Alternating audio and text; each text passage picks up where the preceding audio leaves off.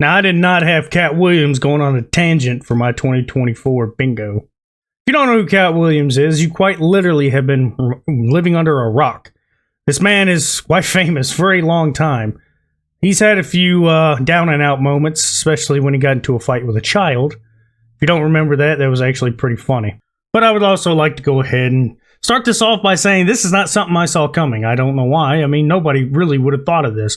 You would have said Kanye West went on that show and started going off. I would have said, yep, nope, I believe it. He's having another delusional episode, which tends to happen to people with mental illness that definitely have a whole lot of money and a whole lot of free time to come up with wild stories. But this is not about him. Let's go ahead and get back into the meat of the story, essentially. Katt Williams was boasting a huge amount of stories, a huge amount of facts, as he would call it, and I'm not here to say whether or not they're true or not. But if you look into a lot of it, it's hard to argue with the man. Now, when I was a teenager, that was when I started really watching comedy. Not that I was going to be a stand-up comic. I was damn sure had two problems. I had a fear, a stage fright, basically, so I never liked to do anything. As a kid, in fact, for the most part, when we had to do, we had to stand up in front of the class to do whatever it was. I'll use an example. We had to be a weatherman. I had to think of what it was because it was so long ago. But we had to do a weatherman thing. And the problem with living around where we lived, we had to videotape it. And unfortunately, some of us did not have the ability to record anything. So a lot of us end up, luckily a lot of us were friends because we were able to swap around with it.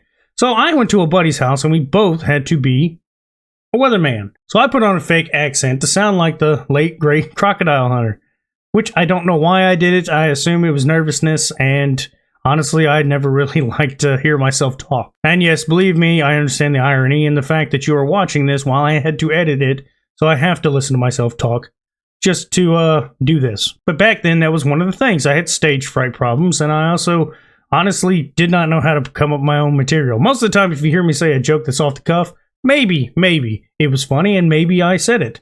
I probably didn't hear it anywhere. But most of the time when I'm just at work having fun with people, it's definitely just a little bit of a twist off of somebody else's joke, because all I do is quote things all day, but I do not get paid to be funny. Katt Williams outed a bunch of people for stealing lines and being all overall odd, and that was the funniest thing I saw about it. And not a lot of people would actually be caring too much about this. We'll say Kanye West, for instance, when he would go on tangents, nobody really paid attention. They would just kind of push away from it, ignore it, or overall just condemn it pretty easily.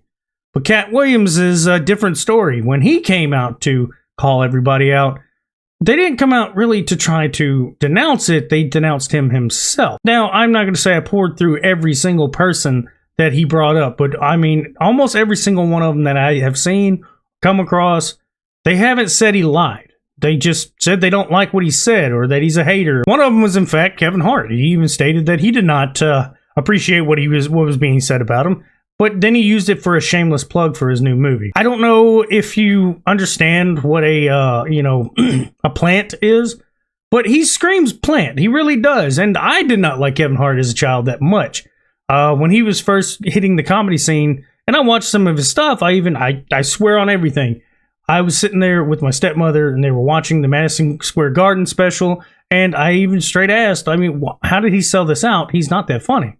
Now, maybe I have a different sense of humor, but something just didn't feel right. And ever since then, I really didn't care for a lot of his movies. Just overall, it just didn't feel right. It's just every special I couldn't really laugh at. And honestly, once Kevin Hart started hitting the mainstream, I slowly kind of stopped watching a lot of comedy. I just watched Tosh.0. That was about it, because Tosh.0's show itself was internet videos, viral videos, and stuff like that he would actually make funny commentary on. It didn't feel so clowny, which, if you watch Ridiculousness, as much as I love the host, he was definitely one of my favorite skaters, and his previous show was amazing, I didn't feel that it was as good. And in all the talking points, the stuff that everybody heard of, the shadow people, the Illuminati, the people behind the scenes, the stuff that a lot of people don't want to talk about, and I just think it's odd that these are things that everybody openly has spoken about or acknowledges to some extent. But the only problem is, and I'm not saying I believe in all this, it's just you don't know what's a schizo post, if he's delusional or if he's telling the truth. I mean, if it is, all lies, it's definitely really sad that we have such a big community of people, and I mean a large community of people that believe the same story. And it's equally as terrifyingly sad that that it would be true. That's the two things. It's really what I look at. You have two options that are equally a problem. If there is a huge society of crazy people that are doing all this stuff, puppeteering all these Hollywood elites to control people, that's terrifying.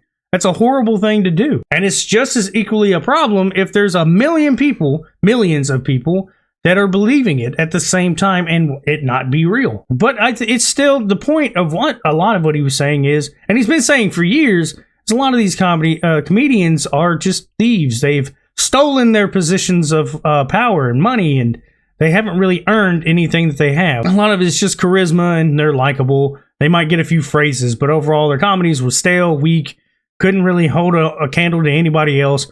Or they also shit on other people that didn't deserve it that were far better than them. My buddy basically opened up a poll recently, though.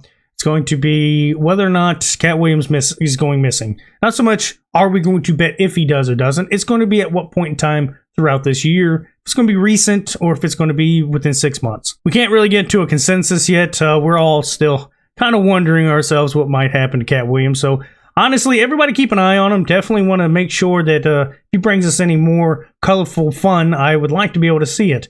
But like most people that go on tangents like that, they go away for a while and then come back with, oh, I had to be medicated because I was having problems. But yeah, that's pretty much what I got from it. It was from Club Shay Shay. It's on YouTube if you want to watch it. It's roughly 2.5, almost 3 hours long. It was pretty hilarious watching him just go off.